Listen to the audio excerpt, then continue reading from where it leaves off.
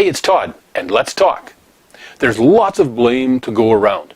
Well, what kind of blame? Well, let me give you some stats that will kind of show you the problem. The problem is, it's kind of highlighted by these stats. 40% of all employers are not wanting to hire Gen Z anymore because they're not prepared to enter the workforce. 42% of all Gen Zs, this is everybody between the ages of 14 and 28, they are dealing regularly with depression and feelings of hopelessness. That's huge. That's almost half of an entire generation.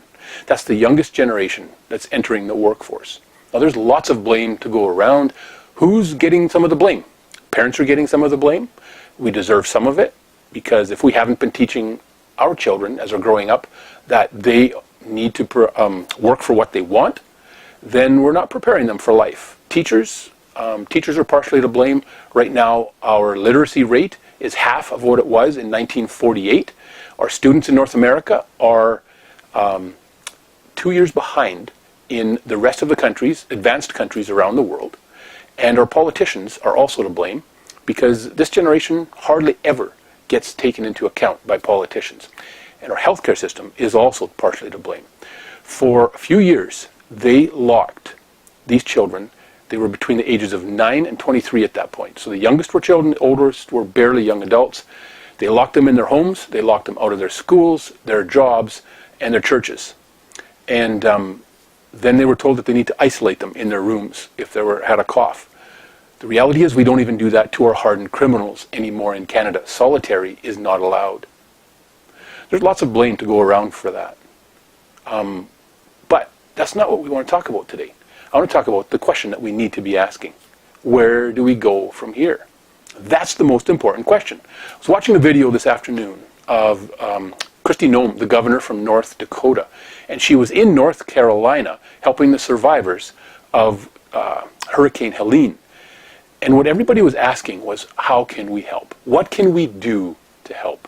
That's the question we need to ask as we look at this younger generation. That's why I wrote the book, Fill the Gap, How Gen Z Can Enter the Workforce with Competence and with Confidence. My name's Todd Reimer, and I'm dad to 3 young adults, 3 Gen Zs. And I'm also a leadership coach and trainer. I've run my own businesses for years and had my own employees. And for just over a decade, when I was younger, I was a youth pastor. And I worked with teens, young adults, and families. And so I care about this generation tremendously. One of the things that I bring out in Fill the Gap is, I think it's in my 3rd chapter, is that in spite of, there's a lot of things that were out of and are out of Gen Z's control. There are things that they can control and need to. They need to take responsibility for their own future. For where are they going to go from here? They need to learn that and understand it and put it into practice. And we can help them do that. But we also need to help them learn some of the tools and skills that they haven't been given over the last number of years as they were children, teens, and now young adults. That's where we can step in. So please go to my website, www.youfillthegap.com, and pick up your copies of Fill the Gap in paperback, digital, or as of last night, audio version. I look forward to talking with you again. This is Todd. Let's talk again.